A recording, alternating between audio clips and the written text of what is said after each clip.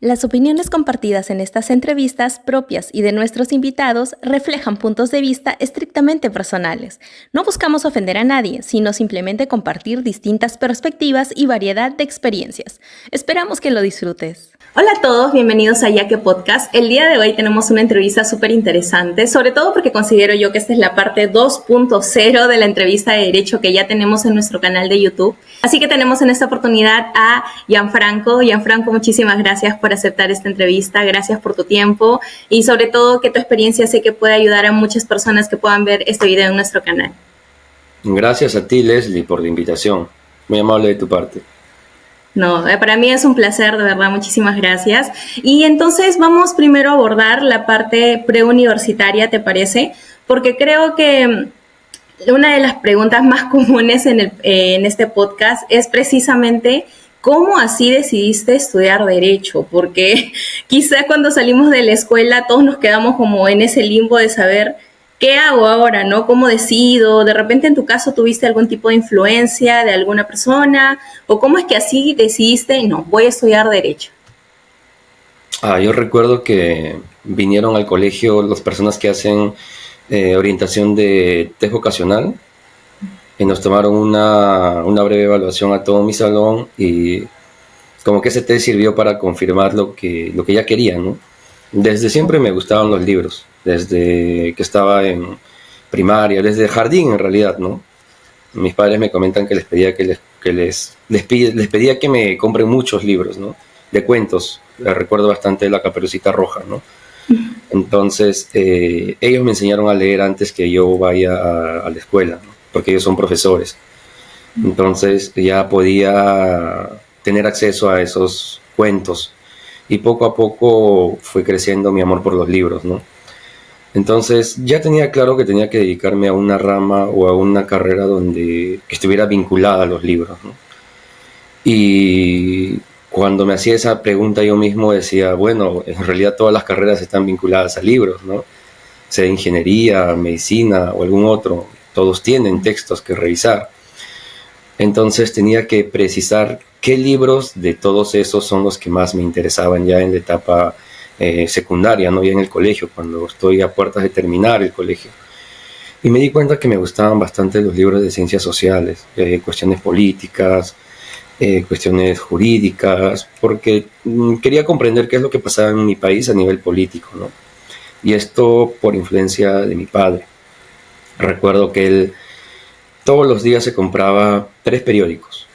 Un periódico de noticia regional, que era Primicia Regional, se llamaba ese diario, era uno verdecito, y donde había solo noticias de la región Junín, porque en ese tiempo yo vivía en Satipo, ¿no?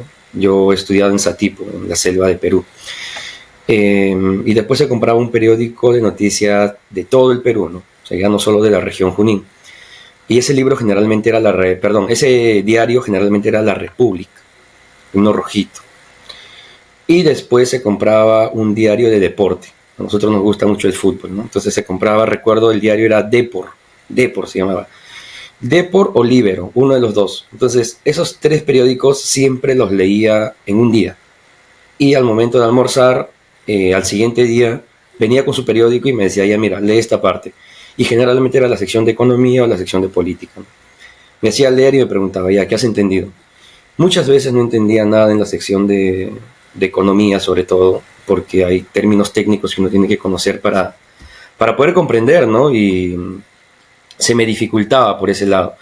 Pero cuando sí entendía, entonces decía, bueno, sí entendí y le explicaba. Entonces, las ganas de querer comprender esos temas que mi papá leía y que yo en ese momento no podía comprender muy bien, es lo que llevó a que me dedique a estudiar Derecho, ¿no? Y precisamente Derecho Constitucional, porque el Derecho Constitucional está vinculado pues a las situaciones políticas también que hay dentro de un país, ¿no? Tienes cuestión de confianza y distintas figuras que actualmente en nuestro país se están aplicando de manera desproporcionada, creo yo, haciéndose un mal uso, pero gracias a conocer esta rama también puedo entrar a poder comprender este tipo de situaciones, ¿no? Esa fue mi influencia básicamente y bueno, recuerdo bastante a un profesor. Yo estudié un tiempo en Satipo, que es la selva, y mi último año ya estudié en Huancayo, que es la sierra de de Perú. Claro. Y la universidad lo hice en la costa, ¿no? Que es en Lima. Entonces, cuando estudié en la sierra mi último año, me acerqué al profesor a preguntarle por un libro que me recomiende, ¿no? Me dijo, ¿qué tema? Problemáticas sociales, temas sociales. Y el profesor me recomendó un texto que hasta ahora lo tengo, que era Venas Abiertas en América Latina, de Eduardo Galeano. Y después pasé a Patas Arriba, también de Eduardo Galeano. Y después empecé a leer ensayos de Llosa, ¿no? Por ejemplo, La civilización del espectáculo, después revisé. Y ahí es donde ya perfilé. Dije, no, voy a dedicarme al derecho, y dentro de derecho a la rama del derecho constitucional, porque es la rama que va más ligada a mis intereses, que son cuestiones políticas, jurídicas, cuestiones sociales, ¿no? Básicamente eso. Wow, es interesante porque sabes que bueno, nosotros nos conocimos en la universidad, pero la universidad es, como muchos dicen, una mini sociedad, y en realidad nos da esta posibilidad o este placer de conocer personas de todos lados del Perú, literal. Y mira, no sabía, por ejemplo, yo desconocía que habías tenido esta experiencia de estudiar en el interior del país, que me resulta súper interesante porque yo creo que cada lugar del país nos brinda alguna enseñanza, siempre salimos con algún aprendizaje, ¿no? Entonces, de repente algunos, como en mi caso, carecemos de esa experiencia, y a ti te ha dado definitivamente, ya como que te iba alineando, y más la experiencia que muestras o que mencionas de tu papá, como que ya tenías, ¿no?, una cierta influencia, y como que ya más o menos tenías claro a qué ibas, ¿no? De repente para otras personas, de repente resulta un poco más complicado elegir, ¿no? Como fue mi caso, ¿no? De repente esa etapa es lo que también a veces retrasa un poco el acceso a la educación, dependiendo de qué posibilidades tenemos, ¿no? En tu caso, ¿cómo así decidiste postular a una universidad nacional? ¿Qué fue lo que determinó al final tu elección por la universidad en la que optaste, que es San Marcos? Ah, mira, te comento. Cuando viví en Satipo, en la selva, eh, nadie sabía que existe San Marcos. O sea, en Satipo, en la selva, es como que de universidades se habla muy poco, ¿no? La mayoría acaba el colegio y te vas a tus chacras, porque las personas tienen chacras, entonces siembras café, siembras cacao, y eres un vendedor de café, un vendedor de cacao, y con eso sobrevives, ¿no? Básicamente el colegio es como que un paso previo a que te puedas ir a las chacras a poder trabajar, a poder sumar, restar y no te puedan engañar, ¿no? O sea, básicamente es visto de esa forma. Y los más, por así decir, las personas que son más soñadoras o que aspiran a algo más, su tope es: quiero ser policía, ¿no? Así es en la selva. Lo máximo es: quiero ser policía. Entonces, por esa razón misma es que en Satipo, en ese tiempo, te estoy hablando del 2008, 2007, poco se sabía que había una universidad llamada San Marcos, o sea, muy poco. Yo básicamente me entero de esto por dos eventos. Uno, que a mi madre, como es profesora, ellos eran contratados, tanto mi papá como mi mamá, y sus plazas estaban en Satipo. Y tú sabes, a veces ser contratado, tú no sabes si el próximo año vas a tener trabajo o no. Entonces, mi mamá se pasó por un concurso y logró nombrarse en una plaza, pero la plaza no era en Satipo, la plaza era en Lima. Entonces por eso mi mamá tuvo que venir a Lima, y ya cuando mi mamá viene a Lima, se da cuenta que existen acá universidades, no solo las de siempre que conocíamos nosotros, que en Huancayo está pues la Universidad de las Peruanas, creo, ¿no? O la Universidad Nacional del Centro del Perú. No conocíamos más. Entonces mi mamá llega a Lima y se da con la sorpresa de que aquí habían universidades de mayor jerarquía, por así decirlo, ¿no? Con mejor campo académico, que era San Marcos, la PUC, estaba la Universidad de Lima. Bueno, la Universidad de Lima y la Pacífico yo la conozco cuando recién ingreso a San Marcos.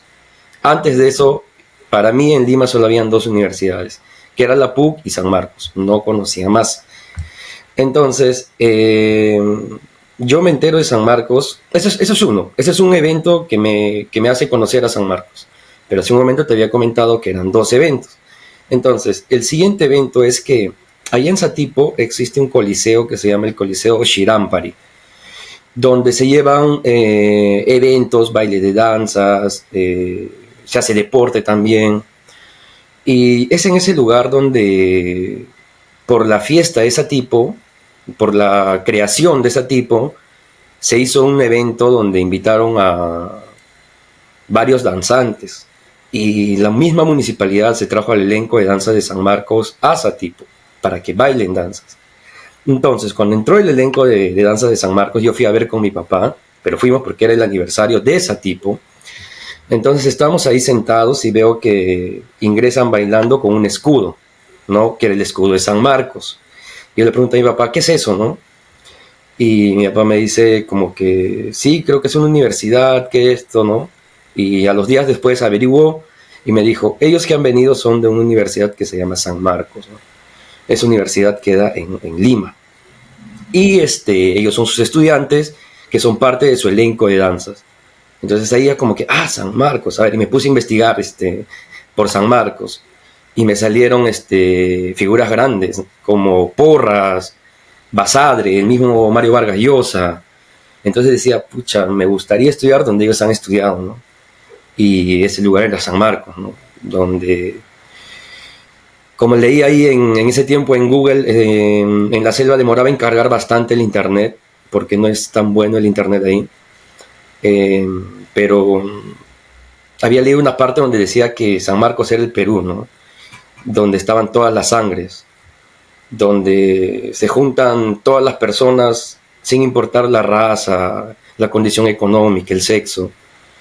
Y es ahí donde las personas estudian mucho y les gusta aprender. Y yo dije, yo quiero ser parte de ellos, ¿no? Entonces así, cuando acabo de estudiar el colegio en Huancayo, recién, recuerdo que era diciembre del 2012, yo acabo del colegio el 2012, tomo mi bus y me vengo a Lima, ¿no? Me vengo a Lima a buscar una academia para prepararme, ¿no? Y recuerdo bastante el contraste, la malicia de Lima, esa viveza que uno debe tener si quiere sobrevivir acá, ¿no? En Lima. Llegué a Lima y tomé mi carro de Puente Santa Anita, esos anconeros que me traen acá a la casa de mis padres en Ancón, y mi mamá me recibió, ¿no? Y el contraste era tremendo, ¿no? Acá, por ejemplo, cuando dices tío a una persona de la calle que no conoces, es como que un tanto vulgar, ¿no? En cambio, en la sierra, decir tío es sinónimo de respeto. Buenas noches, tío, buenas tardes, tío. Incluso si no sea tu tío, tú tienes que decirle tío, ¿no? Porque es un síntoma de respeto, de jerarquía. Básicamente fue así como decidí estudiar en San Marcos y bueno, también cuando conoces a la universidad te das cuenta que el nivel para que puedas ingresar es un poquito fuerte y si uno viene de un colegio público no está a ese nivel, lastimosamente. ¿Eso debería cambiar? Claro que tiene que cambiar, ¿no? Porque si hay personas que no pueden pagarse una academia, automáticamente se les cierra la posibilidad de poder ir a San Marcos o ir a una universidad estatal. O tal vez te puedes ir a una privada, donde actualmente los resultados que está teniendo la universidad con un nombre de poeta es paupérrimo, ¿no? Es triste que se estafe a las personas con el sueño del título universitario. Es así como llegué a elegir San Marcos y bueno, creo que no lo elegí, ¿no? San Marcos, sino nos elige a nosotros, ¿no? San Marcos decide quiénes sí. Van a ser parte de su comunidad y quiénes van a ser los futuros sanmarquines. Sí, eso es. Interesante, qué interesante porque de verdad que me encanta el poder abordar otros contrastes, otras experiencias, porque siempre se aprende algo nuevo. A veces es una decisión la que cambia todo, ¿no? Así y en tu caso, por ejemplo, lo que estabas mencionando sobre el tema de la academia, justo está relacionada a mi siguiente pregunta, porque yo creo que todos tenemos diferentes experiencias en la etapa preuniversitaria, pero quería preguntarte en particular a ti, ¿cómo fue esa experiencia? O sea, al momento de darte cuenta de esa brecha, de esa diferencia de la educación que tienes al salir de la escuela y la que necesitas o el nivel que necesitas para ingresar a San Marcos, ¿cómo fue ese proceso? Sé que existen diferentes experiencias, entonces, ¿cómo fue para ti esa etapa? Yo ingresé a la segunda, en mi segundo examen de admisión, Y básicamente la primera vez que no ingresé fue tengo que decirlo, fue por soberbio, ¿no? Porque decía, ay, pero ¿cómo no voy a poder dar un examen? O sea, sí he dado varios exámenes allá en la selva, en Huancayo, o sea, ¿cómo no voy a poder? Claro que puedo, además, estos limeñitos, pues, ¿qué me van a poder ganar, ¿no? En mi pensamiento de ese momento, ¿no? Como que la idiosincrasia, ¿no? Porque si te das cuenta, no solo postulan limeñitos, ¿no? Hay gente que viene de distintas regiones del país para dar su examen, ¿no? Pero en ese momento no era consciente de ello, ¿no? ¿Por qué? Pues porque en la academia mis compañeros eran de Lima, o sea, vivían en Lima, tenían casa en Lima. Y el contraste fue que, o bueno, no sé si fue un error de mi parte o tal vez fue un acierto, que cuando llego a la academia era para enero, febrero, para esas fechas. Y en esas fechas no hay un ciclo anual, sino hay un ciclo de repaso. Yo llego y con mi mamá fuimos a la academia y la señorita nos dice, mira, ahorita está en un ciclo de repaso, así que matricules en el ciclo de repaso y de una vez su examen de admisión, cosa que ingresa y ya puede aprovechar el tiempo y todo, ¿no? Todo bonito, ¿no? Y dijimos, ya, pues vamos al ciclo de repaso, ¿no? Me matriculé, fui a clases y no entendía nada de lo que hacían en el salón, porque no explicaban nada previo, no explicaban ni siquiera las teorías, solo era resolver ejercicios complejos, porque claro, toda la teoría lo habían explicado en el ciclo anual. Entonces en el repaso ya no se hace eso, sino solo se resuelve, se pregunta y se va puliendo algunos defectos tal vez que pueda tener el alumno, ¿no?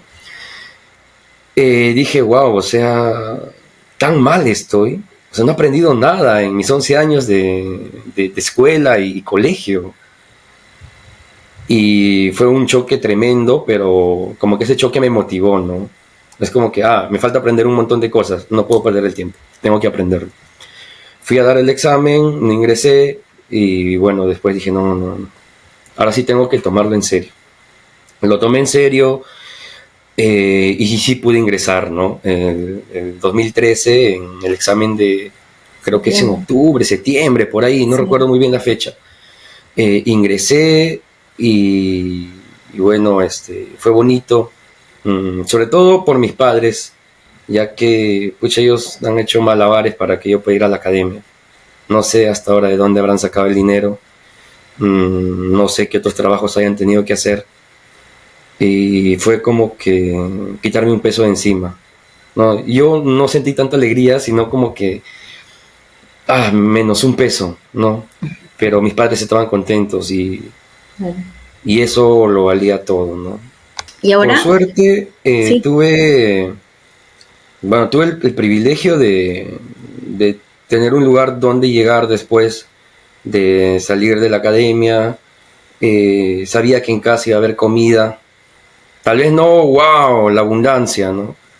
Pero sé que iba a haber un plato de comida en casa. Tenía un lugar calientito donde iba a poder estudiar en casa. Y tal vez la frase que me motivó más a ingresar fue, tú sabes que minutos antes del ingreso a dar el examen de admisión, todas las familias están ahí en las puertas, ¿no? Por donde se ingresan y los que llegan tarde están corriendo a toda velocidad para que puedan llegar a tiempo, ¿no? Llegué temprano, antes de entrar mi papá me llama un costadito y me dice, oye, si no ingresas no pasa nada, tú tranquilo. Irás a la academia y después postulas y ya está. ¿Cuál es el problema? Tú ve y de un examen más, tranquilo. Entonces yo entré a dar mi examen de admisión como que, bueno, pues si no ingreso normal, ¿no? Porque total, voy a ir a la academia de nuevo y después voy a postular y así, pues, ¿no? Sí, ya me dijo mi papá que no tenga problemas, ¿no? Entonces entré y di el examen de la forma más tranquila. Era como que un examen más. No me sentí presionado, no tenía la presión de no, tienes que ingresar porque tienes que ingresar. Y creo yo que eso fue lo que me ayudó, porque a veces el estudiante no ingresa, no es porque no sepa, sí sabe. El problema son los nervios, la presión. En pleno examen está pensando, y ahora sin ingreso, ¿qué me van a decir mis papás? ¿Me van a apoyar? Y si no me apoyan, ¿cómo financio? Y si no llego a la universidad, ¿voy a fracasar? ¿No? Y esas cositas en pleno examen son determinantes para dar un bueno o un mal examen, ¿no? Eso. Sí, y a veces creo que los papás, como muchas veces en esa altura nosotros de repente, yo particularmente no lo veía desde ese punto de vista, ¿no?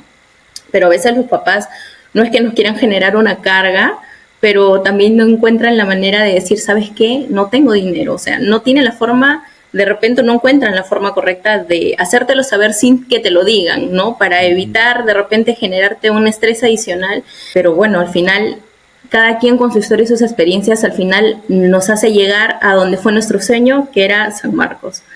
Y Así en tu es. caso, cuando ingresaste, cuéntame si es que recuerdas tu primer día de clases, qué sensación tuviste, cómo lo viviste, ¿te acuerdas aún de eso?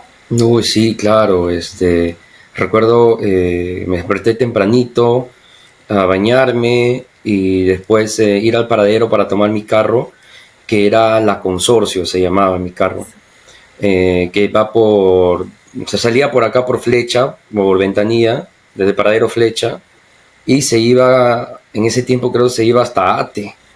Ahora ya se va hasta solo Magdalena, pero ahora el carro se va hasta Ate. Antes se iba hasta Ate, ¿no?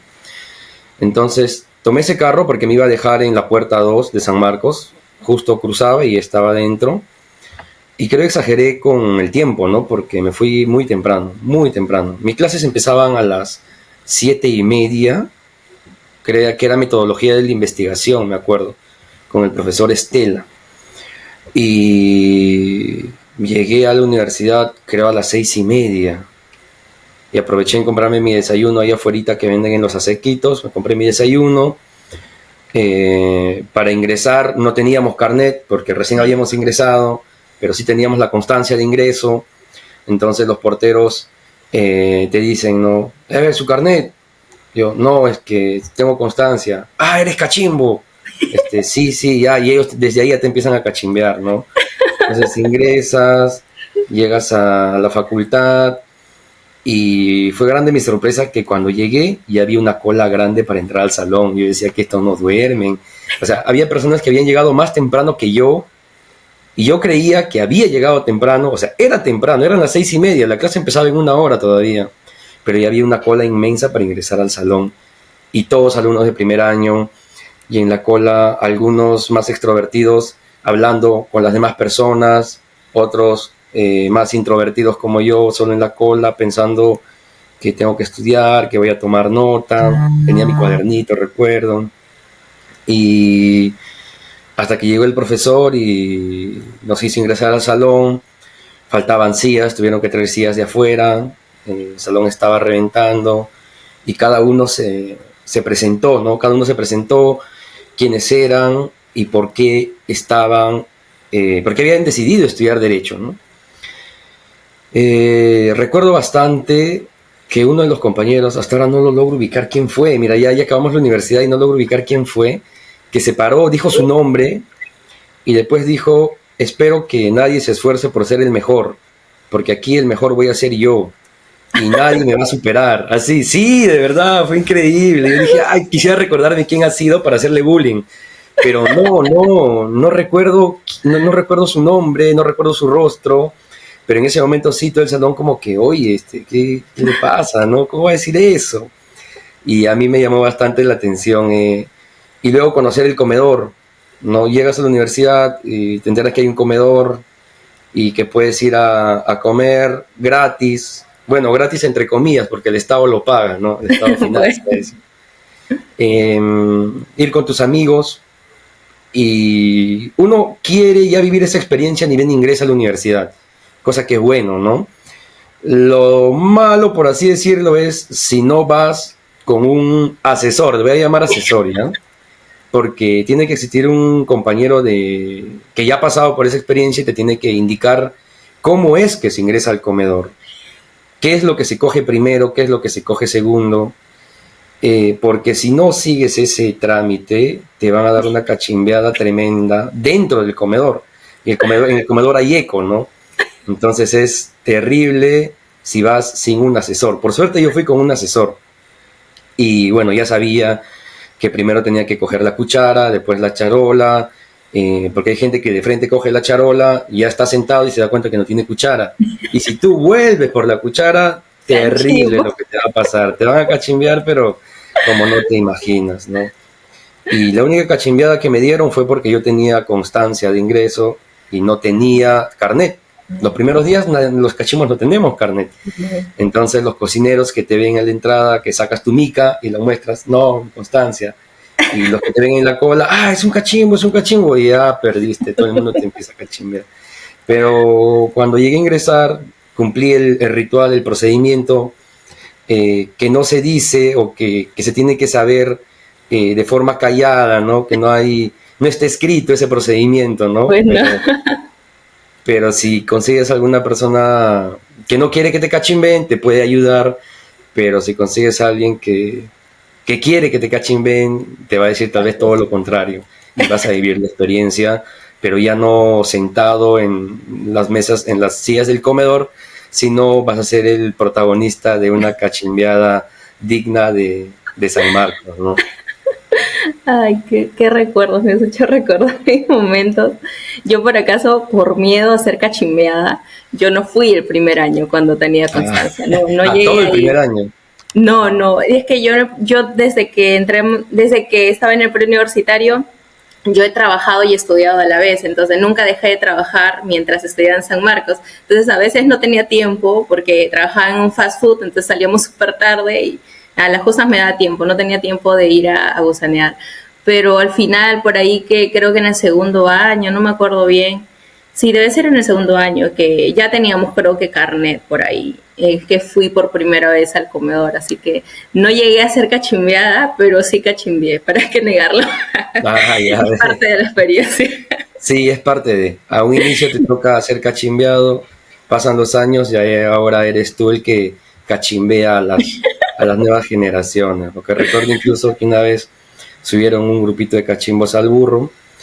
Para los que no conocen el lenguaje sanmarquino, burro es pues la movilidad que te lleva por todo San Marcos, ¿no? Y que es gratuito, que no se paga, porque la ciudad universitaria es bien grande, ¿no? Tanto así que necesitas un bus para que te lleve de facultad a facultad, ¿no? Entonces, subieron un grupo de cachimbos, lo noté porque tenían su constancia de ingreso. Yo ya estaba, creo, tercer año, por ahí, segundo año. Entonces les dije, paguen su pasaje al subir, les dije, ¿no? Y todos se pararon ahí al conductor a pagarle su pasaje y bueno, no se paga pasaje, pues no hay todos en el bus, ¡ja, son unos cachimbos! Y los cachimbeamos en grupo y fue muy bonito, la verdad, ¿para qué negarlo? Ay, pues es que, de verdad, yo sé que hay algunas personas que sabes que estamos en una altura en la que como que podemos herir susceptibilidades, pero esto no es tanto un bullying, ¿eh? Porque al final creo que es parte de la experiencia sanmarquina, no hay ningún tipo de mala intención, ni tampoco es que por lo que yo sepa le haya generado algún mal a la persona que es cachimbeada, ¿no? Al final es parte de nuestro, no sé, nuestro lenguaje, nuestras experiencias sanmarquinas. Sabes que te va a tocar, no sabes cuándo, pero de que te va a tocar, te va a tocar. Sí. Sí. Tal cual. Ahora, cuéntame un poquito sobre ya a nivel universidad. ¿Cómo fue tu precurso académico? Mira, nosotros somos de la misma base, al final, pero somos tantos alumnos que al final no todos conseguimos conocernos entre todos al 100% y tenemos tantos cursos, o sea, la verdad es bastante exigente en algunos aspectos la vida académica. ¿Cómo fue tu precurso académico en cuanto a elegir cursos, elegir más o menos no sé, qué cursos ibas a priorizar más que los otros, o es que le diste la misma importancia a todos? ¿Y cuáles fueron los cursos que de repente te marcaron más a nivel de pregrado? Los 3 primeros años sí prioricé todos los cursos. Me matriculé, para los que no conocen el sistema, tienes aproximadamente como que 3, 4 profesores por curso y tú decides con qué profesor matricularte. Y en la escala de nivel de exigencia de los profesores tienes al muy exigente y tienes al que no te exige nada. Es más, ni siquiera puedes ir a clase si deseas, igual vas a tener una nota. Entonces, de acuerdo a cómo quieres llevar tu vida universitaria, decides con qué tipo de profesores matricularte. En mi caso, así todo cachimbito, decía, no, tengo que matricularme los 10 cursos con los mejores, con los que exigen. Y me matriculaba con los 10 mejores, ¿no? Y eso fue hasta el tercer año, porque en tercer año tuve como que una decepción, por así llamarlo. Me pasó lo siguiente, te comento. Me gustó muchísimo el curso de introducción al derecho, muchísimo, muchísimo. Porque se teorizaba bastante y eso a mí me llamaba la atención cómo reflexionaban los juristas, ¿no? Sobre qué es la norma, el derecho positivo, el naturalismo, qué es lo que se debe estudiar, cuál es el objeto de estudio del derecho, y me agradaban mucho las discusiones que tenían. Luego en segundo año llevé un curso que me pareció espléndido, que era Derecho Penal Parte General, donde se ve todo lo que es la teoría del delito, que es una delicia ese curso, me encantó, más aún que lo llevé con Urquizo, que era el profesor que exigía más, ¿no? Y Urquizo tenía unos asistentes de primera, que eran lo mejor del derecho penal, creo yo, en San Marcos en ese momento, o incluso me animaría a decir, de los alumnos de pregrado de todas las universidades del Perú, los mejores penalistas eran asistentes de Urquizo, ¿no? ¿Cómo olvidar a Jairo, ¿no? Que Jairo era un tipo increíble, dominaba el derecho penal al revés del derecho. Una vez yo dije, pero tú solo sabes derecho penal. Ya se llegó a leerme un libro de civil, de sucesiones, están en segundo año, ¿eh? Y le voy a hacer una pregunta de civil. Eso no vas a ver. Y lo hice, ¿no? Y me respondió, o sea, sí sabía también civil, ¿no? Y dije, wow, algún día me gustaría ser así como ellos, ¿no? Y lo que me gustó era que nos mandaban a leer la fuente, ¿no? Porque había cursos donde tú leías la interpretación que se hace de determinados autores. Por ejemplo, de Jacobs, de Roxin. No leías a Jacobs y a Roxin, sino leías un manual donde te dicen qué es lo que ellos dicen, ¿no? En cambio, con Urquizo no era así. Era, te lees a Jacobs, te lees a Roxin, te lees a Belzel, a Schunemann, a Binding, ¿no? Y la forma en cómo razonan los alemanes era increíble. Yo estaba enamorado del derecho penal, ¿no?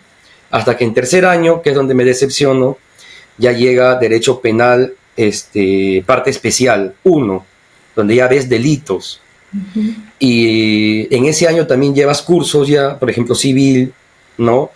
Pero ya el civil 2, que son, creo que es contratos, sí. No recuerdo muy bien, pero ya ves la parte del derecho más aplicativa, ¿no? Donde ya no se habla de teorías, de doctrinas, de dogmática, ¿no? Sino ves un artículo y cómo se aplica este artículo.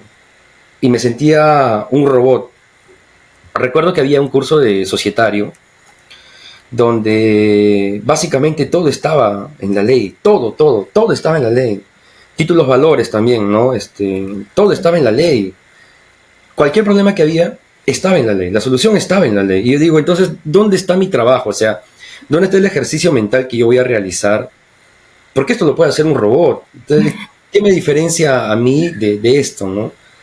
Entonces, es en tercer año también que conozco el curso de Derecho Constitucional 1, ¿no? Y dije, ahora sí, yo vine a San Marcos por este curso. Y el profesor de Derecho Constitucional también empezó con su parte doctrinaria, hermoso, increíble.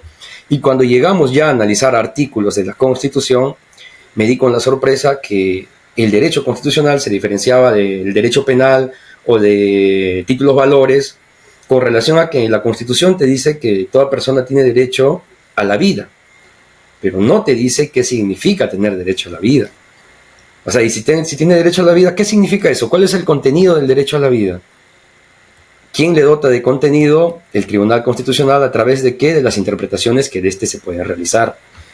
La Constitución te dice, tienes derecho a la libertad, pero en ese cliché de libertad no sabes qué es lo que se engloba. Puede englobarse varias cosas, y eso va a depender de la interpretación que uno le haya dado, y una interpretación con un sustento filosófico, un sustento sociológico, un sustento jurídico, dogmático, ¿no?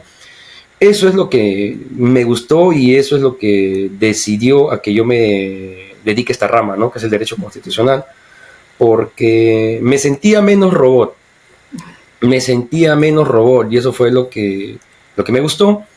y hasta ahora, ¿no? Hasta ahora me dedico a esta rama bonita, que dicho sea de paso, ya cuando existen precedentes, ya hay reglas establecidas, que es gran parte de los casos, tienes que trabajar, por así decirlo, como un robot. O sea, porque ya tienes una regla, lees el expediente y ya sabes cómo se va a resolver, porque ya la ha dado el Tribunal Constitucional, ya dio la regla en un precedente, ¿no?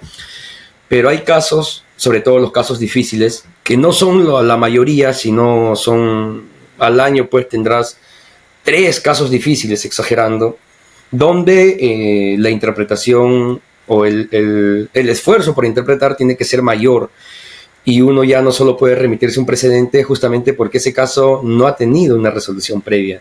Tú eres quien lo va a resolver por primera vez, y es ahí donde sacas todo lo que has aprendido, ¿no? La dogmática jurídica, sacas lo que has leído en teoría de la justicia, lo que has leído en teoría política, y tratas de construir algo, ¿no? Con las normas que te da la Constitución. Esos son mis casos favoritos.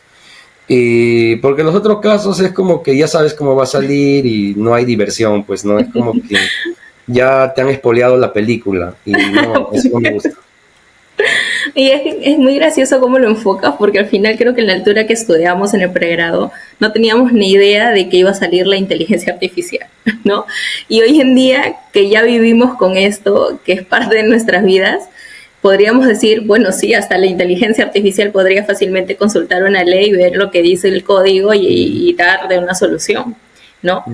Pero no se trata solo de eso, ser abogado.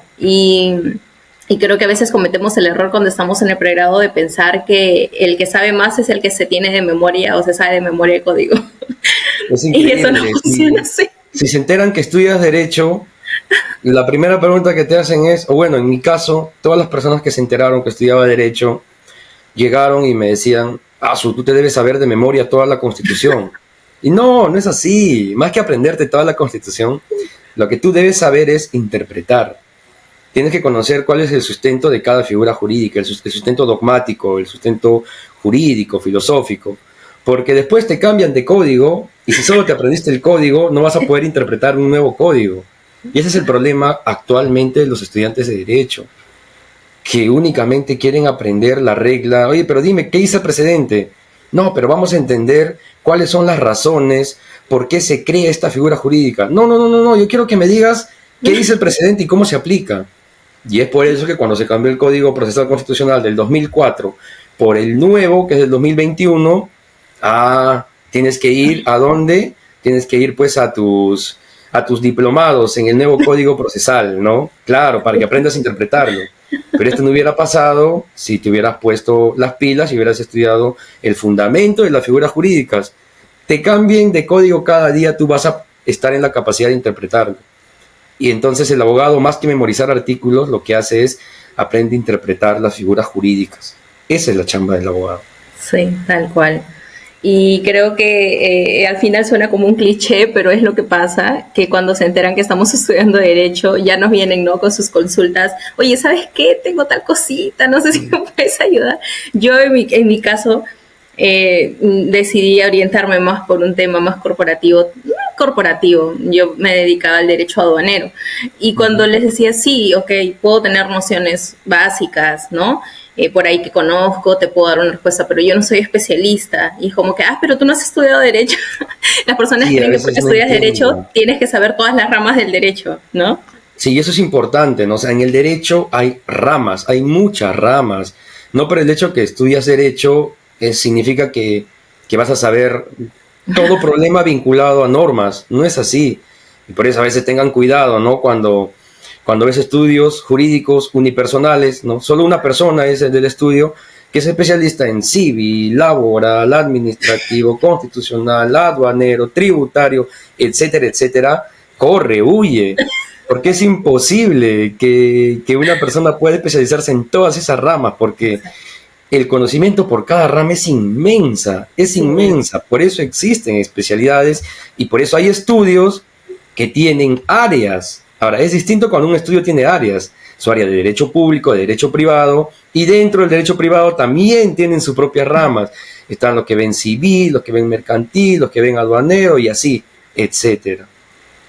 Sí, tal cual. De verdad que me has hecho recordar esos comentarios cuando yo era estudiante y es más que tenía a veces poco tiempo y luego me venían con sus cositas y yo cuando comencé a decir que me dedicaba al derecho aduanero era como que ni idea, ¿no? ¿Sabes? Fue muy graciosa esa etapa y me has hecho recordar eso. Ahora vamos más por, digamos, la etapa ya de la parte final del pregrado. Y en cuanto tiene que ver con las prácticas, ¿cómo fue tu experiencia con la búsqueda de las prácticas? En nuestra altura eran obligatoriamente 2 años. Creo que ahora solamente es 1 año. Pero ¿cómo fue así que decidiste ya salir al campo laboral? ¿Cómo fue tu shock al ver cómo era la realidad de empleabilidad? Y sobre todo si es que iniciaste practicando en la rama que te gusta o cómo es que comenzaste, ¿no?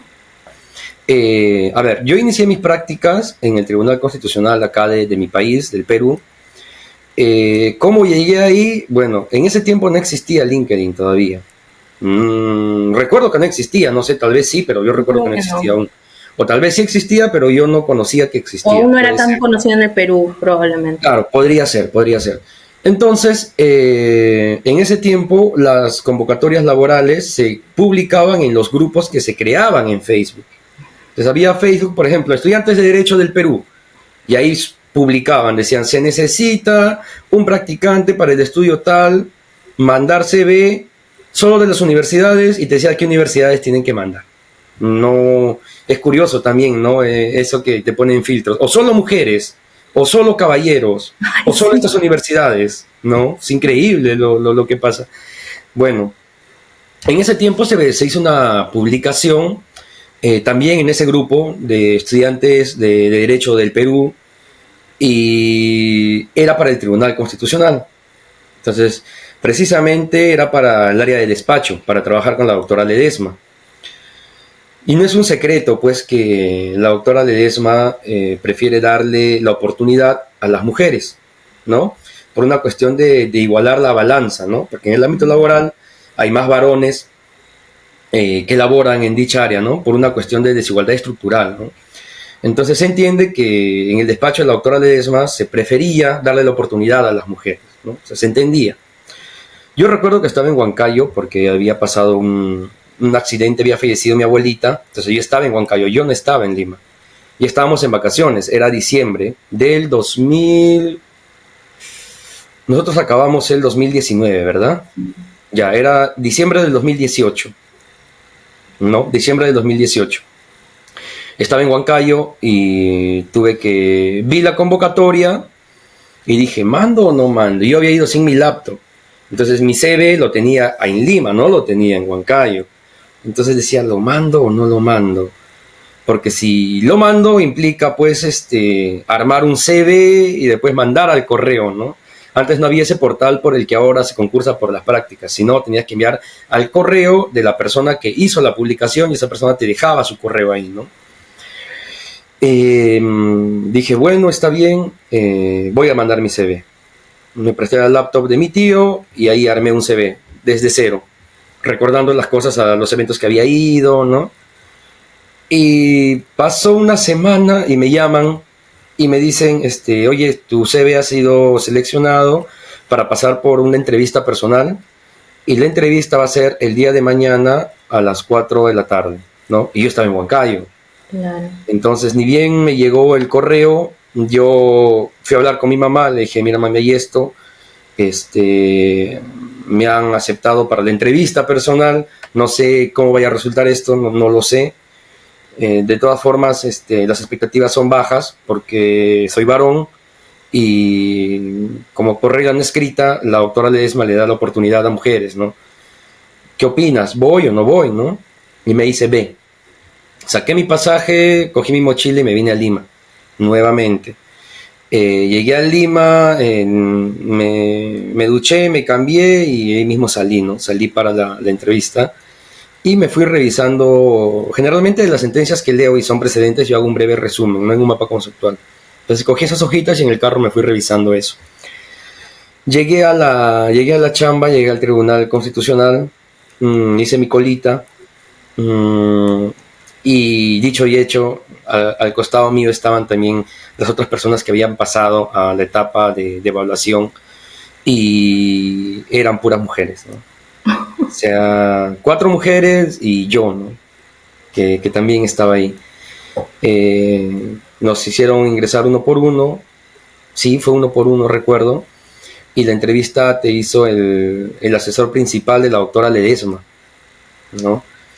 Y te preguntaba precedentes, precedente por aquí, por allá, porque en el Tribunal Constitucional, como la Constitución no lo define todo, quien lo hace es el tribunal, ¿no? A través de sus precedentes. Entonces, las reglas están en los precedentes del tribunal. Y si tú quieres trabajar en el tribunal, mínimo tienes que saber sus precedentes, si no, ¿cómo resuelves? Me preguntaron precedentes y le respondía esto, Apolonia Colca, Consorcio Requena, Salazar y Arlenque, si está vigente, si no está vigente, qué precedente se tumba este precedente, Llanos Huasco, Huatuco y demás, un montón de precedentes. Nos preguntó el asesor principal, le respondí todos, pam, pam, pam, y al final me preguntó por el caso, en ese tiempo estaba en boga aún el caso Humala Heredia, del expresidente, ¿no? Y me preguntó, ¿leíste el caso Humala Heredia? Le dije, sí, le expliqué, consiste en pal, ya, con esta sí te agarro, me dijo, ¿no? ¿Has leído el voto singular? No, el voto de la doctora Ledesma. Y sí lo había revisado. Entonces le dije, sí, mira, la doctora Ledesma dice esto. Y pam, le empecé a explicar. Le gustó. Acabó la entrevista, volví a casa, nos dijeron que se iban a comunicar el siguiente día con nosotros. Y estoy en casa, me llama mi mamá y le digo, bueno, sí, acabó la entrevista. Dice que mañana van a salir los resultados, así que por ahora no hay nada más que avisarte, ¿no? Y al siguiente día me llaman, ¿no? El Tribunal Constitucional, me recuerdo que era la doctora Rubí, me llamó, que era asesora de Ledesma también, ¿no? Me dice, con Gianfranco Paitán, le digo, sí, usted ha sido seleccionado para ser practicante del despacho de la doctora Ledesma, así que tienes que acercarte el día de hoy con todos tus documentos para hacer tu convenio de prácticas preprofesionales con el tribunal y puedas ya laborar con nosotros, ¿no? Y así fue como llegué. Fue bonito y, o sea, yo siempre quise practicar ahí en el tribunal porque los asesores principales de los magistrados son unos capos, son unos cracks. Ahora, no digo capos y cracks porque conozcan precedentes, porque claro que lo conocen, sino me gustaba mucho cómo razonaban antes de resolver un caso. Eso es lo que me llamaba mucho la atención. Yo decía, pero ¿cómo se le ha ocurrido hacer esto? O sea, ¿cómo? ¿De dónde? Ya, yo quiero aprender a razonar de esta forma. Entonces, para eso tenía que aprender de ellos.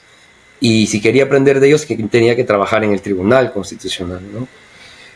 Así fue como llegué. Por suerte fue en mi rama de estudios, en la rama en la que me dedico actualmente y en la que sigo laborando.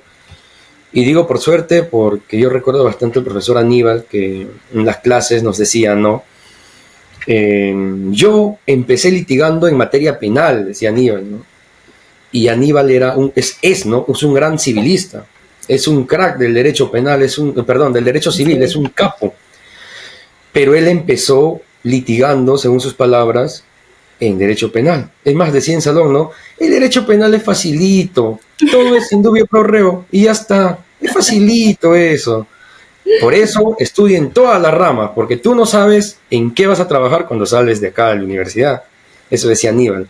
Y yo recuerdo ahora cuando veo pues compañeros, por ejemplo, que se han especializado en derecho penal, pero que la vida los ha llevado a laborar en una rama diferente, ¿no? Como por ejemplo el derecho laboral, o están viendo civil. Y por eso digo suerte, porque yo sí tuve la suerte de empezar en la rama que me agrada, que es el derecho constitucional, y ahora trabajar ya no como practicante, pero en la misma rama, ¿no? Que es el derecho constitucional. Y espero la vida me pueda seguir bendiciendo para seguir laborando en esta rama que tanto me encanta y que tantas canas también a veces nos saca, ¿no? Pues me imagino, porque sí, tal cual, como tú mencionas, en tu caso tú entonces comenzaste a practicar un año antes de, bueno, al final son 2 años, ¿no? Porque nosotros terminamos en diciembre del 2019 y hiciste los 2 años ahí en el tribunal. Para la base 14 nos consideraron 1 año. Ah, solo lo considero. Yo a mi altura cuando ingresé mi convenio me dijeron 2. No, Debe ser porque yo lo presenté antes. Tal Porque en vez. mi caso, yo comencé a practicar, yo ya practicaba en el derecho desde el segundo año de carrera, porque cuando estaba trabajando en los fast foods, yo decía, yo no aprendo nada en los fast foods, o sea, tengo que pagarme mi comida, mis pasajes, mis libros, pero no aprendo nada, o sea, no veo la realidad de lo que estoy estudiando, entonces eso era también complicado para mí. Entonces yo dije, no, tengo que comenzar a buscar prácticas, pero claro, también encontrar prácticas a veces no se hace tan fácil, ¿no? Y en la altura me acuerdo que cuando buscaba te pedían, ¿no? Mínimo estar en sexto, séptimo ciclo. Yo apenas era una cachimba, pues, entonces era más complicado. Y yo comencé, me acuerdo, en un estudio súper pequeñito donde me pagaban 300 soles mensuales, que solo cubría mis pasajes, pero al final era con lo mismo, casi que recibía como un part-time en fast food. Y luego ahí veía temas laborales. O sea, yo he visto laboral, penal, un poco de seguridad social, ¿qué más? Y ahí después es que he llegado al derecho aduanero.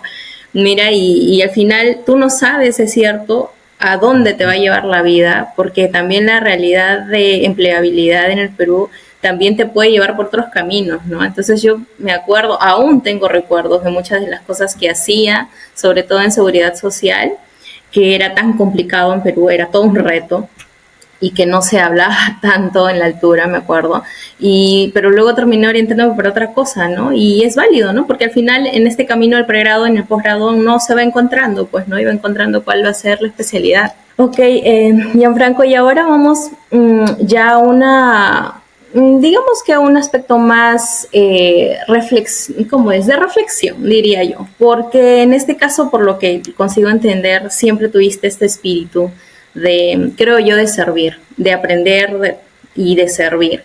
Y imagino también que eso fue tu orientación para poder llegar a trabajar en el sector público.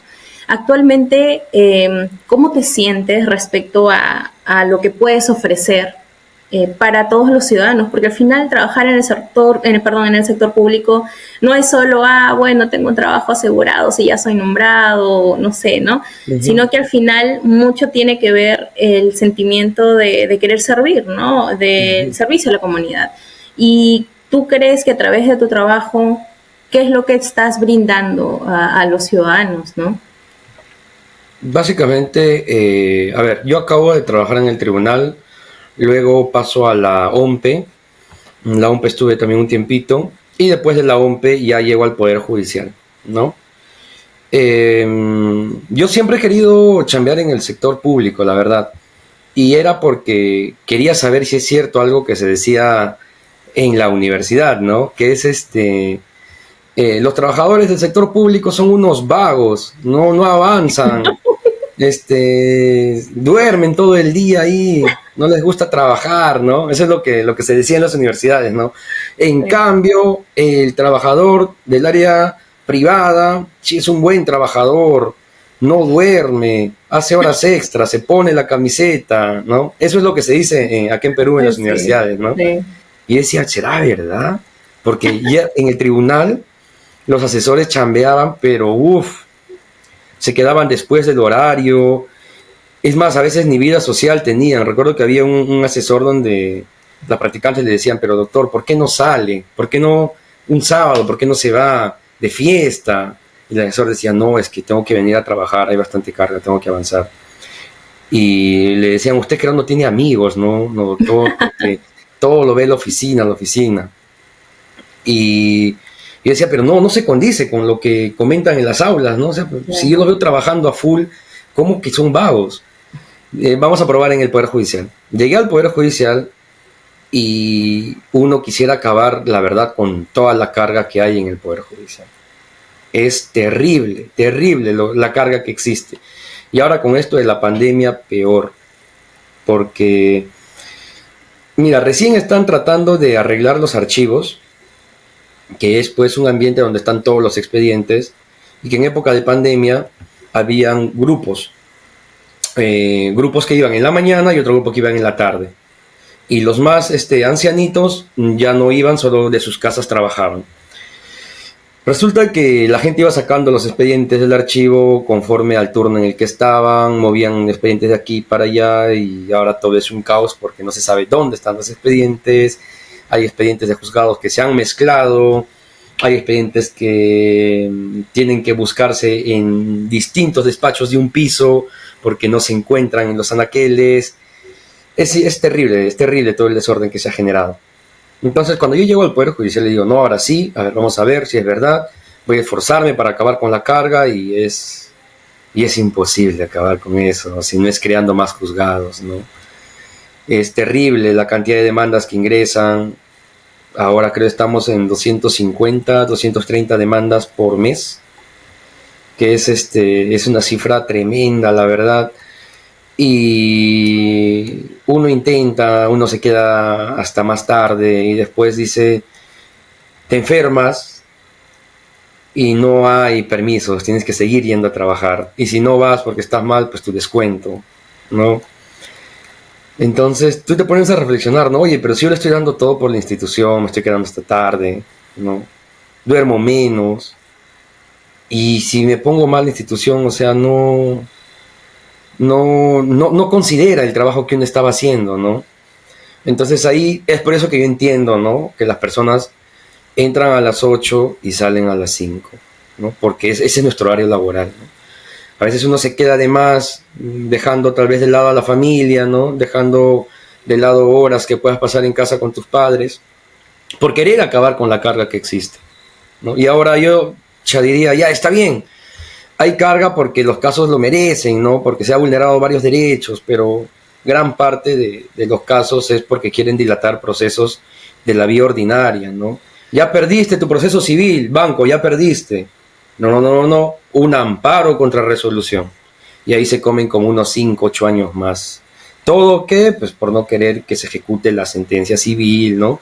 O porque tal vez la otra parte no tiene la espalda financiera para poder llevar un caso por varios años. Entonces, ¿qué es lo que hacen? Te ahogan a través de alargar el proceso, para que no tengas dinero con qué pagar al abogado y al final abandones el caso, ¿no? Ese tipo de cositas es lo que pasa y es lo que a veces enoja, ¿no? Está bien que tienes el derecho a poder recurrir al Poder Judicial, etcétera, ¿no? Pero no puedes abusar, pues, de estos mecanismos, ¿no? Más aún cuando los recursos que el Estado nos da son muy pocos, ¿no? Y tenemos que ponerle ganas a los casos que realmente importan. Y pucha, es triste, ¿no? Cuando uno ve este tipo de procesos, este tipo de casos y quieras o no tienes que darle una respuesta. Y son casos que tienes que resolver. Y son casos que te quitan ese tiempo que tal vez puedes dedicarle a casos más urgentes, como por ejemplo los pensionistas, que vienen por su pensión, que van al ONP, no le dan su pensión, ¿no? Tienen que judicializar, vienen al Poder Judicial y tienen que esperar a veces la carga de resolver pendiente de casos que, pucha, no deberían haber iniciado ese tipo de procesos, ¿no? Pero como quieren dilatar, bueno, tienes que resolver eso, ¿no? Y después tal vez resolver lo del pensionista, ¿no?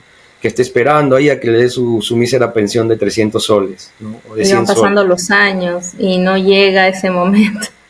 Y a veces el pensionista fallece, ¿no? Entonces no llegó a cobrar su pensión y quienes vienen son los hijos.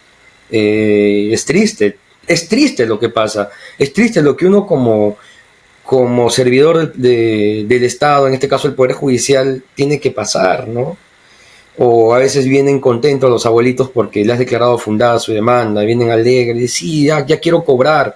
¿Y cuándo puedo venir a cobrar mi pensión? Lo siento, han apelado, ¿no? Tiene que elevarse a sala y en sala se tendrá que resolverse, ¿no? Y si nos confirman, pues bien, ¿no? Y si no nos confirman, pues tendrá que ir vía recurso agravio constitucional al Tribunal Constitucional y después ahí, cuando ellos resuelvan, devolver el expediente al juzgado de origen y ahí ejecutaremos. Y no es que llegue el expediente y se ejecute al día siguiente, porque el Estado no te paga completo, ¿no? Cuando tienes devengados, el Estado te paga en partes. Te dice, ya, a ver, te debo 300.000, ya, pues, te voy a dar 2.000 este año, pues el próximo año te daré otros 2.000 y así, ¿no? Es terrible, ¿no? Es terrible este tipo de cosas que vienen sucediendo. Y sí, sin lugar a dudas, la vocación por servir tiene que ser única, ¿no? Porque no basta con que sepas la rama. No sé cómo será en los estudios porque nunca he trabajado en un estudio, pero no basta con que conozcas la rama, ¿no? Sino tienes que tener esa facilidad de palabras para poder hacerle entender a la parte, no a su abogado, a la parte, porque a veces vienen las partes a hacer el seguimiento del proceso, para hacerle entender qué es lo que falta, qué medios de prueba faltan, si ha contestado o no la otra parte, por qué se tiene que notificar y todo ese tipo de cositas, ¿no? Y a veces son personas ya, son adultos mayores que les cuesta entender este tipo de temas, entonces uno tiene que tener también la paciencia de explicarles, de hacerles entender, claramente una paciencia tremenda y un rol de servicio grande. Que no Y todos que lo por tienen. suerte, sí, por suerte en el juzgado donde estoy trabajando, el juez nos da la confianza, ¿no? Y se puede hacer un buen trabajo, aunque me gustaría que se creen más juzgados, ¿no? Para que se pueda acabar con esta carga grandísima que existe. Claro, wow, interesante lo que tú mencionas, porque de verdad que son esas habilidades que a veces faltan en los seres humanos, porque no es solamente saber, ¿no? No es solamente tener el título de abogado. Yo descarté el tema del Estado y trabajar con personas naturales, por decir así, porque yo no tengo esa capacidad. O sea, no porque no pueda hacerlo, sino porque tengo un nivel de empatía muy alto. Y me acuerdo que cuando yo veía temas principalmente de seguridad social y también había problemas de jubilados, también habían otras cosas ahí. Y esa, no sé, esa poca capacidad de no llorar para al decirle que no puedo ayudarlo, porque lamentablemente no hay más que hacer, o hacerles entender que lamentablemente cosas de la justicia a veces en nuestro país no funcionan como deberían funcionar. O no sé, tantos casos. Yo he tenido clientes que incluso no podían ni caminar, que yo tenía que bajar al primer piso del estudio, ayudarlos a subir con su silla de ruedas hasta donde nosotros estábamos para poder explicarles cómo iban sus casos porque no les querían pagar algún tipo de pensión. ¿Sabes qué? Eso me enfermó. Trabajé en eso durante más de casi un año y me enfermó tanto que dije no tengo capacidad. Llegaba a mi casa con mis expedientes y yo seguía trabajando desde mi casa porque no quería perder el tiempo del transporte, entonces prefería volver a mi casa para que no sea tan tarde, pero iba con mis expedientes y seguía trabajando y nunca tenía descanso, me comprometía demasiado y sentía que era mucha carga para mí. Entonces por eso dije no. Yo sé que de repente puede que no esté cumpliendo lo que deseé en algún momento, que era ayudar, pero no puedo dar cabo de mi salud mental tampoco, ¿no? Entonces, al final termino escogiendo una especialidad que pues no requiere tanto sacrificio para mí a nivel mental, pero sí tengo conciencia de lo que es y te entiendo en ese aspecto, porque lamentablemente no todos tienen la paciencia para poder entender y explicarle al cliente, a la persona que te consulte, cómo está su caso, ¿no? Y más cuando son personas obviamente que les resulta entender como cualquiera cosas más específicas o técnicas de una carrera que ellos desconocen, es totalmente normal, ¿no? Entonces, bueno, realmente eso también es admirable y a veces es lo que esperaríamos, ¿no? Por ejemplo, cualquier persona al ir al Poder Judicial tener esa suerte de encontrar un servidor público que pueda tener esa capacidad de empatía para poder explicarte y no ser tratados de repente de manera despectiva, como a veces también pasa, ¿no? Y no solamente en el Poder Judicial, sino en otras instituciones del Estado, ¿no? Y ahora para llegar ya más a la parte final, quería preguntarte, de todo este camino que has recorrido a lo largo de tu vida, desde que saliste de la escuela o incluso antes hasta ahora, ¿podrías decirme qué son las principales cosas que sientes que has aprendido primero en la universidad y luego con tu experiencia laboral? A ver, en la universidad podría decir la camaradería con mis compañeros, con mis amigos, ¿no? Con quienes he podido compartir mi época universitaria, porque incluso hasta ahora, ¿no? A veces hay casos que tienen distintas aristas, necesitas especialistas de distintas ramas para que puedas resolver un caso, sobre todo los casos complejos. Entonces, el hecho de ya tener amistades que también formados en leyes, pero con una rama diferente, y que ese conocimiento se necesita para resolver un caso. Entonces, ahí es donde digo la camaradería, ¿no? Porque después de un partido nos juntamos y uno de ellos dice, oye, mira, tengo este caso. Y cada uno le dice, mira, lo puede resolver de este lado se resuelve así, el otro, de este otro lado se resuelve así, y ya se va con más perspectivas, con más elementos para poder resolver el caso, ¿no? Claro. Entonces, eso es algo que me ha gustado bastante. Y del trabajo, podría decir que he aprendido, cuando Ledesma fue, bueno, la doctora Ledesma, cuando la doctora Ledesma fue presidente del Tribunal Constitucional, ni bien le dijeron, yo recuerdo que nos llamó a todos a su despacho, a todos, asesores, asistentes y practicantes, ¿no? Y nos dijo una frase que yo hasta ahora la llevo siempre muy presente, ¿no? Primero nos dijo, definan bien cuáles son sus principios. Y segundo, nunca tengan miedo por caminar sobre esos principios que han definido antes. Nunca. Así caiga trueno, así se abra la tierra. Nunca, pero nunca, dejen de caminar si no es sobre sus principios.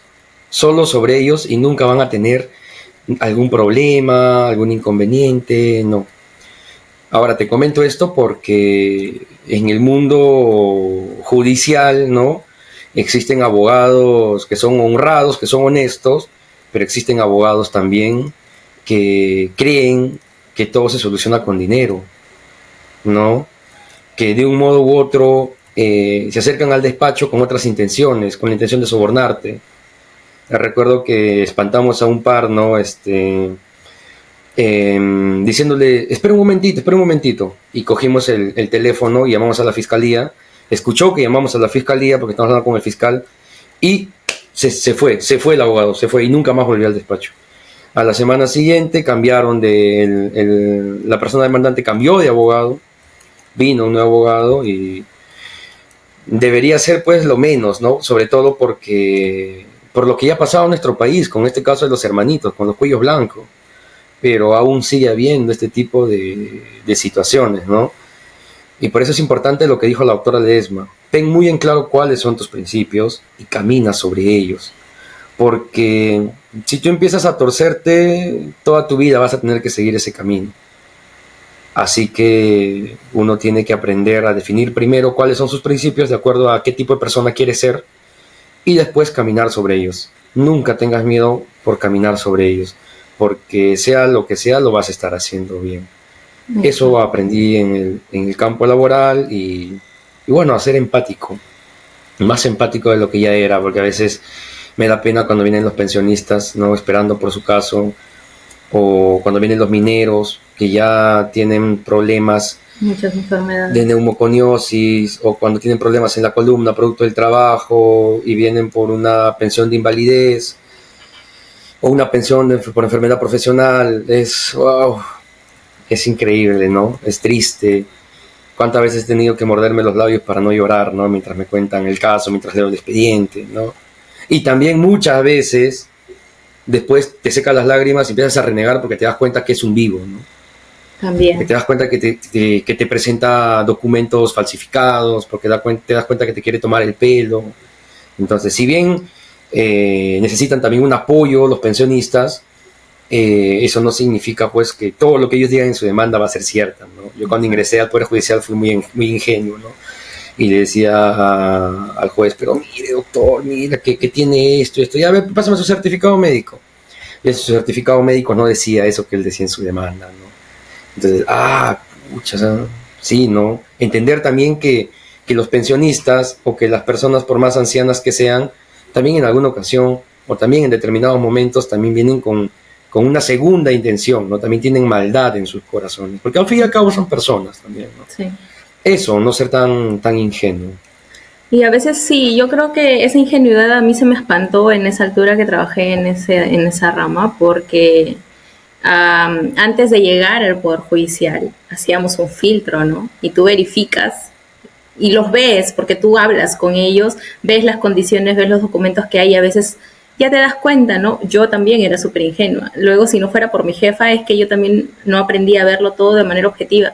Y es algo que aprendí en esa altura, ¿no? A ser más objetiva, porque no puedo dejar que mis sentimientos se involucren o alteren lo que debería ser objetivo, como es la aplicación del derecho, ¿no? Entonces, eso también es un gran aprendizaje que con certeza seguro tienes también en porque al final, lamentablemente, los seres humanos tenemos tendencia a cometer miles de errores, ¿no? Lo más difícil es mantener esos principios que tú mencionas. Sí, Leslie, yo recuerdo bastante que llegó un caso de un personaje conocido acá, un personaje político muy conocido acá en nuestro país. Realicé el proyecto de la sentencia, se lo presenté al juez, me dijo, era un habeas corpus, para declarar la nulidad de una resolución en materia penal, y era fundada. Y cuando conversaba con el juez me dijo, oye, pero se llama tal, ¿no? Y le digo, sí, pues, o sea, y no es un personaje actualmente tan querido, ¿no? Y le digo, sí, pues, es verdad, ¿no? O sea, no lo es. Pero nosotros aplicamos derecho, pues, me dicen, ¿no? Nosotros no nos importa cómo se llame la persona. Si hay vulneración, hay vulneración. Y de seguro nos van a sacar, bueno, a él, ¿no? Planas en los periódicos, van a decir ABC, pero nosotros estamos aplicando la norma, y mientras apliquemos la norma no tenemos por qué tener miedo.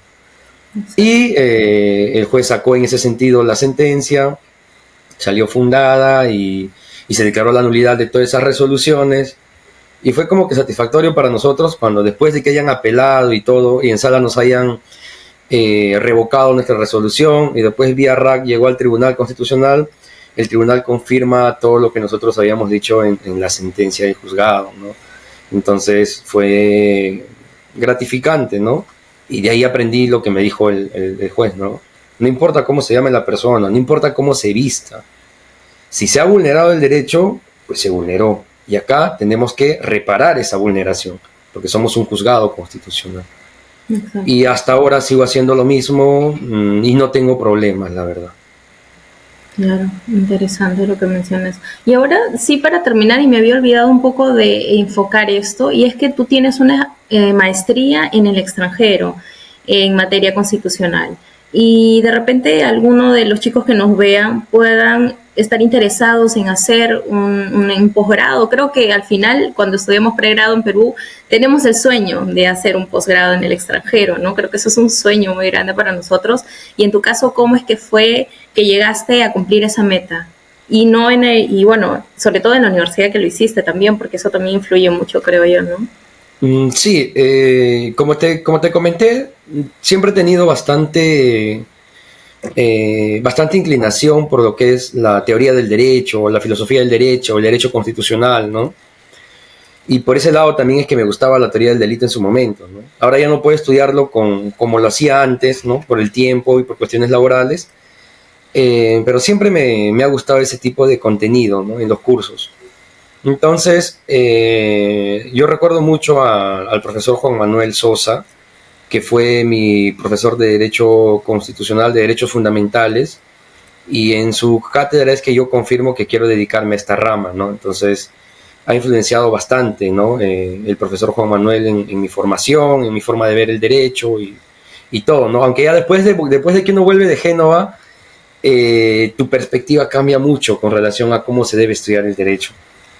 El profesor Juan Manuel llevó esa maestría en Génova, lo hizo becado, y yo ya sabía que existía esa beca, ya sabía que existía esa maestría porque el profesor Juan Manuel ya lo había llevado. Entonces me puse a investigar y descubrí que te pedían determinados requisitos, cartas de recomendación y un trabajo de investigación. Postulé y me dieron media beca.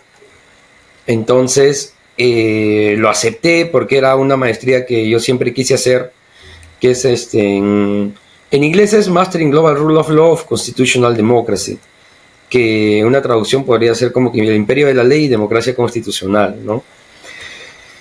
Llevé la maestría, viajé a Génova y fue increíble para mí ver en persona, o sea, que me enseñen en persona Chiassoni, Ricardo Guastini, el profesor Giovanni Battista Ratti, el profesor Moreso, Luca Malagoli, el discípulo de Alexi Martin Borowski. Era como que ver a mi rockstar, ¿no? A los que yo los leía antes en la universidad, ahora me estaban enseñando, y yo, wow, no, este es lo máximo.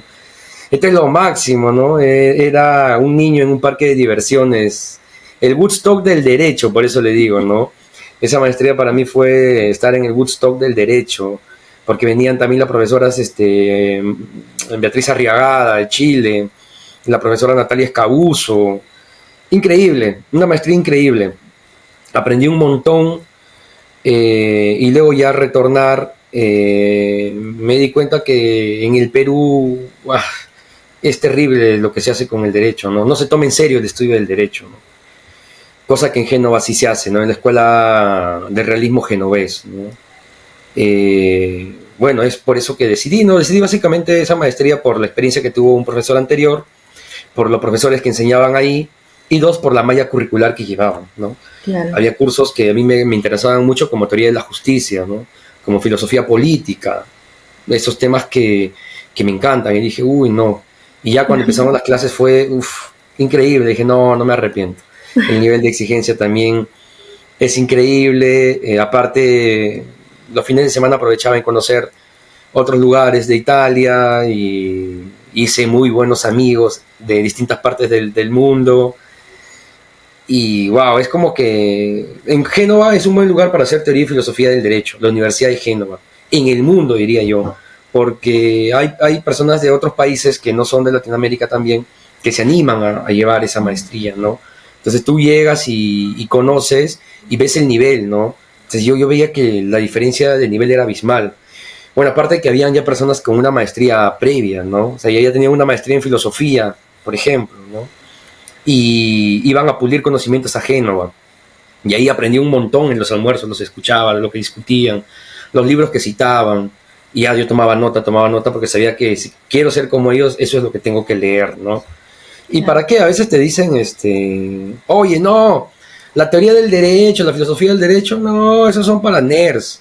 No, definitivamente no. Y más aún ahora, que creen que ejercer el derecho es pararte de manos en una audiencia, ¿no? Y hacer malabares para que el juez te declare fundada tu demanda, ¿no? Con esto que se llama ahora la litigación oral, la escuela de la litigación oral. Mírame, yo paro, muevo mis manos, hago un show y gano mi caso. Falso, no es así.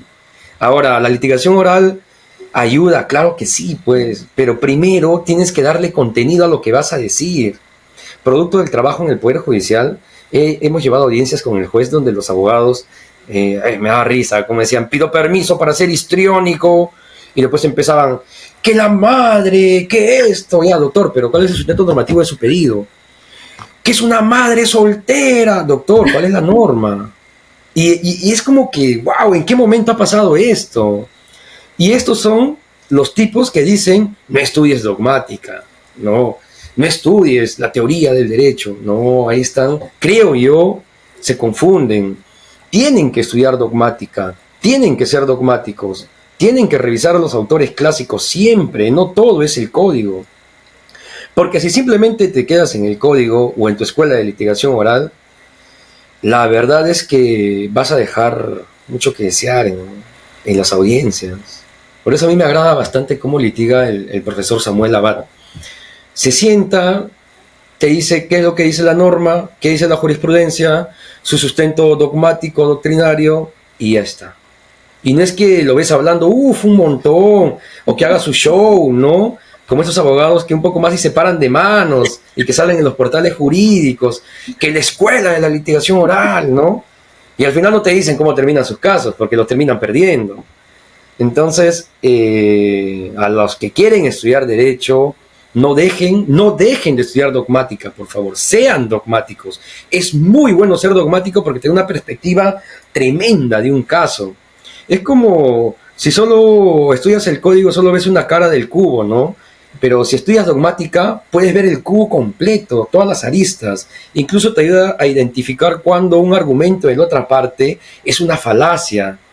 Puedes formalizar el lenguaje y le aplicas las reglas lógicas y te das cuenta que está equivocado. Y cuando eso lo traduces en un argumento, en tu demanda o en tu contestación, ¡boom!, lo ganas todo. Por eso es importante estudiar dogmática. Y lo otro, que bueno, esto lo aprendí en la maestría, el sanmarquino siempre es bueno. El sanmarquino estudia, se esfuerza, el sanmarquino es bueno. Pero en lo que no es bueno el sanmarquino es en hacer contactos, lastimosamente. El sanmarquino no sabe hacer contactos. Y yo me sorprendía bastante, tenía un compañero de Argentina, bueno, peruano, pero que radica en Argentina hace mucho tiempo, desde sus 10 años por ahí. Nos juntamos en Génova y yo le decía, pucha, yo quisiera que ese profesor sea mi asesor del trabajo de fin de máster. Pero háblale pues, me dice. No, le digo, háblale. No, le digo, si recién lo conozco, al menos un par de semanas, ¿no? Para poder hablarle. ¿Cómo voy a ir y hablarle así de la nada? Y acabó el curso y él fue directo al profesor y le dijo, che, profe, ¿podemos tomarnos unas birras? Y yo dije, no, ¿qué le está diciendo? Recién lo conoce, le está invitando a tomar cervezas, no. Ahorita le va a decir que no y lo van a expulsar de la maestría por atrevido. Y el profesor le dijo, oye, ya pues está bien, hoy día nos vemos a las 6 de la noche en tal lugar. Y me dijo, ¿ya ves? Y fuimos y pudimos conversar y era como que increíble. Y todos en la maestría tenían eso. El profesor Boros, que está tomando su café, iba uno, se le acercaba y le empezaba a hablar y le pedía bibliografía, libros, y después, profesor, quiero que usted sea mi asesor de trabajo de fin de máster. El profesor, muy bien, encantado, este es mi correo personal, este es mi número, coordinamos. Increíble. Y eso es algo que en San Marcos no nos enseñan. No nos enseñan, lastimosamente uno lo tiene que aprender después. Así que si ustedes están estudiando Derecho,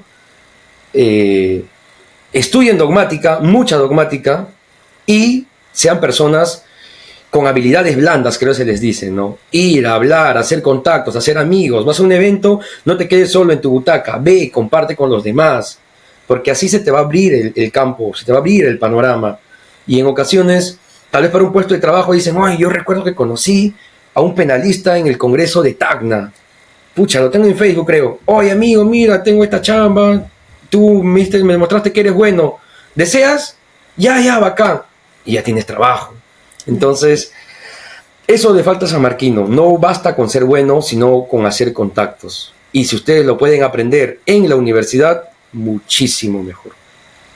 Sí, creo que sobrepasamos la barrera del respeto. A veces nos lo tomamos muy en serio de decir, no, yo tengo respeto por esta persona o por este profesor, y un poquito mezclado con la vergüenza de decir, no, ¿cómo me voy a atrever a hacer algo así, no? Pero al final es en esos intentos que a veces obtenemos mayores resultados, y de verdad que es algo que se aprende solamente cuando salimos. Yo en particular lo aprendí solamente cuando salí, porque si no hablaba, no tocas puertas, no te atreves, las cosas no van a llegar a ti. ¿Y cómo la gente va a saber que eres bueno si tú mismo no sabes vender tu producto? O sea, no sabes tú mostrar esa capacidad que tienes. No es solamente que alguien venga y te dé el trabajo. Entonces, definitivamente tienes toda la razón. Yo aquí también me he visto bastante complicada con eso. Sí, pero es increíble. Porque es nuestra, no sé, yo creo que viene de mi idea de que es una falta de respeto de repente tratarte como un igual y decirte, ¿sabes qué? Vamos a tomarnos un café o cosas así. Y de repente hay otras personas que no fueron formadas así. Es como que, oye, vamos y no sé qué. Y yo sinceramente sí me siento un poco cohibida y hasta diría que soy un poco antisocial en ese sentido, pero estoy trabajando también eso porque es necesario. Y a veces las otras personas ni siquiera, a veces las otras personas piensan que no eres de repente antisocial, sino dicen, este es antipático, o es, no sé. Votado, Votado, ¿no? Entonces por eso no nos habla. Y no es eso, pero bueno, tenemos otra cultura, otra educación. No todos somos así con certeza, no todos los peruanos somos así, pero es importante que lo tengan en cuenta porque cuando salen del Perú y hacen estudios en el extranjero, las personas son diferentes, muy diferentes. Entonces, bueno, qué bueno que también lo menciones para que las personas que puedan ver este video también lo tengan en cuenta, ¿no? Porque son cosas que de repente ya con la experiencia que vamos aprendiendo, si ya lo pueden saber ellos y trabajarlo, pues mucho mejor, porque como digo, al final lo que compartimos y la información que damos es con el fin de que ellos puedan tener las herramientas que nosotros de repente aprendimos muy tarde, ¿no? Uh-huh. Entonces, ¿por qué no compartir esa información? ¿Por qué no ayudarnos entre todos? Porque al final podemos contribuir de alguna manera a que tengamos muchos mejores profesionales, ¿no?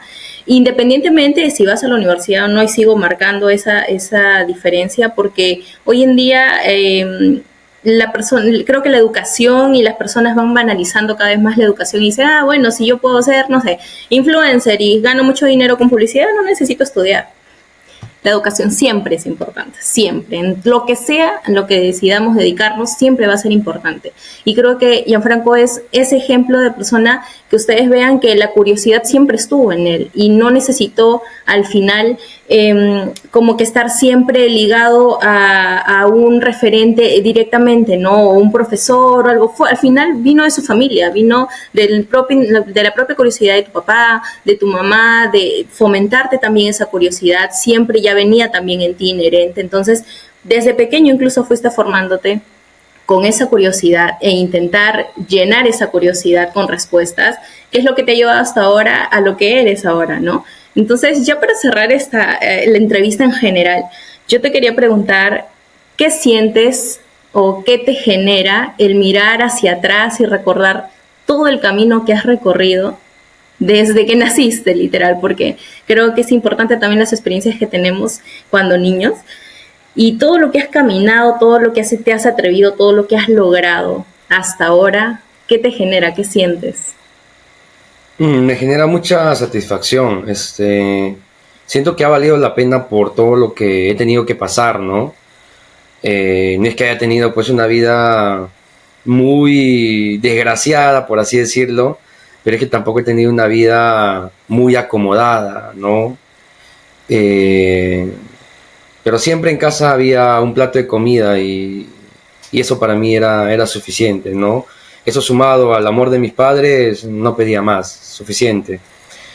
Si veo en retrospectiva todo lo que ha pasado, siento una satisfacción muy grande, me siento contento y a la vez como que no lo puedo creer, ¿no? Porque yo soy del año 96 y yo recuerdo que a veces hablaban, pues no, cuando yo tenía 4 añitos por ahí, que ese año iba a ser el fin del mundo, el 2000, ¿no? Iba a ser el fin del mundo y yo decía, bueno, ya pues me moriré, pues no, que ya no voy a llegar, o sea, yo pensé que nunca iba a llegar a ser adulto, porque después del fin del mundo que dijeron el 2000, después era el 2005 o el 2007, creo, ¿no? Entonces, y después el 2012, algo por ahí. Entonces yo decía, bueno, definitivamente yo no voy a llegar a ser adulto, ¿no? Tal vez no voy a llegar a ver cristalizado los sueños que tengo, porque ya me salvé el 2000, ya del fin del mundo, pero de los otros ya tal vez no me salven, ¿no?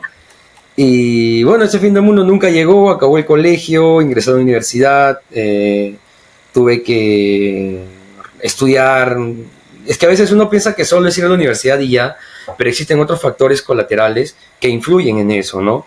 Como por ejemplo, estar 2 horas o 2 horas y media en el transporte público solo en ida, y ahora 2 horas o 2 horas y media en vuelta. Hablamos de aproximadamente 5 horas en el transporte público. ¿Por qué? Por el tráfico que hay en Lima. No es que quede lejos la universidad, sino que el tráfico es tan grande, tan inmenso y no se soluciona, que un alumno pues tiene que pasar ese tiempo en un día en el transporte público. Y ahora suma esas 5 horas por 6 días en la semana que íbamos a la universidad. Y ahora en 6 años que ha durado toda nuestra época universitaria. Imagínate. Entonces ese tipo de cosas son situaciones que a veces uno no entiende, o uno cuando lo ve de afuera dice, ay, los sanmarquinos por todo reclaman, por todo reclaman. Y yo recuerdo una época donde nos querían cobrar por el carnet universitario y tomaron la universidad y de afuera se escuchaba, ¿no? Oye, pero ¿por qué reclaman? ¿Que no pueden pagar 11 soles? Y así no creas, hay personas que de verdad no pueden pagar 11 soles. No van a la universidad porque no pueden pagarse un pasaje, que tienen que comer en el comedor todos los días porque no tienen para un plato de comida. Y a veces uno cuando lo ve desde fuera cuestiona y dice, ay no, que le gusta todo gratis, que es un vago. No es que le guste, es que tiene esas necesidades. Y es peor cuando en esto del carnet universitario que te comentaba, el Estado había presupuestado, había dado un presupuesto para el carnet universitario y sin embargo se nos quería cobrar por un carnet que ya estaba presupuestado, es por así decirlo, ya estaba pagado. Entonces, ¿a dónde va ese dinero? Es por estas cosas que el sanmarquino reacciona, que se enoja, reclama. Por eso se dice que el sanmarquino es rebelde. Porque claro, el sanmarquino, si el profesor dice A, el sanmarquino no va a decir A. El sanmarquino te dice B, C, D, E, F, y te fundamenta por qué. Por eso es que los profesores, cuando a veces de universidades privadas venían a enseñar a San Marcos, decían, acá me hacen trabajar más, porque me preguntan por libros que no están en mi sílabus, y no sé de dónde lo han sacado, pero que sí son libros importantes, y yo ya no puedo venir a San Marcos a dictar y a rascarme la panza. Tengo que prepararme para venir a dictar. Entonces, eso es bonito, ¿no? Que a pesar de las dificultades y carencias que tengamos, los profesores valoraban ese espíritu de querer aprender, y a veces quizá no es porque nos guste aprender, ¿no? Sino porque la única forma que tiene el sanmarquino de sacar adelante a su familia es estudiar. Quieras o no, si quieres comprarle una casita a tu mamá, si quieres llevar al cine a tu papá, si quieres llevarlos de viaje a otro país, conocer otras regiones, tienes que estudiar, porque si no estudias no vas a poder generar ingresos, y sin ingresos no vas a poder dar esos gustos a tus padres que te gustaría darle, ¿no? Eso me siento contento, porque si bien aún no puedo darle todo lo que quisiera darle a mis padres, a comparación de antes, sí puedo darle sus gustitos, engreírlos, y eso a mí me llena de mucha satisfacción. Siento que ha valido las 5 horas en el transporte público, siento que ha valido el tiempo que he estudiado en la selva, el tiempo que he estudiado en Huancayo, el tiempo que estuve lejos de mi madre, porque cuando mi mamá trabajaba en Lima, yo estaba con mi papá en la selva, le extrañaba un montón. Todo ha valido la pena. Quizás si nos hubiéramos quedado en Satipo no hubiera ido a la universidad, tal vez, no lo sé. Entonces, si las cosas han pasado es por algo, y no tengo que reprochar nada a nadie, a pesar de las dificultades que me ha tocado atravesar. Actualmente estoy muy contento por lo que he conseguido, y quisiera aún seguir escalando el doctorado. Y estoy viendo a qué universidad mandar mi aplicación para el doctorado, y si se da una beca sería genial. Y agradecerte a ti, Leslie, por este espacio, por darme la oportunidad de contarte. No sé, nunca había contado así de forma libre estas cosas que me has preguntado. Espero no espantar a tus suscriptores, a tu público. No, para nada. Y siempre deseándote que te vaya bien ahora, que estás en otro país, y que la verdad también estamos contentos por todo lo que vienes alcanzando. Gracias, Gianfranco. En realidad yo creo que no es fácil para nadie. De verdad, muchísimas gracias nuevamente, Gianfranco. Yo siento, como digo, orgullo, y creo que eso es lo que de repente deberíamos aprender más los seres humanos, es aplaudirnos, a felicitarnos y aplaudirnos, aplaudir el éxito del otro, en vez de canalizar eso de manera negativa y de destruir al otro. No, apláudelo, porque al final esa persona te puede enseñar muchas cosas, y tú puedes trabajar para poder llegar a ser como esa persona que de repente admiras, ¿no? En el fondo existe una admiración. Entonces, más que destruirnos, es apoyarnos y aplaudirnos. Y de verdad que te aplaudo mucho todo el camino que has hecho y todo lo que has logrado, con certeza que es tal cual un orgullo, de verdad. Y no, gracias, me imagino el orgullo que deben sentir tus papás. Es recíproco el sentimiento, gracias. No es fácil estar en otro país, y mucho más si es un idioma diferente, ¿no? Y muchas gracias por la invitación, y cuídate muchísimo. Gracias, muchas gracias, Gianfranco. Y bueno, con esto damos por terminada la entrevista. Espero que les haya ayudado mucho. Y si tienen alguna pregunta, alguna consulta que le quieran hacer a Gianfranco, pónganla aquí en los comentarios, que con certeza se lo vamos a hacer llegar para poder darles respuesta, ¿ok? Así que muchas gracias a todos por ver este video. Nada, nos vemos en un próximo lunes.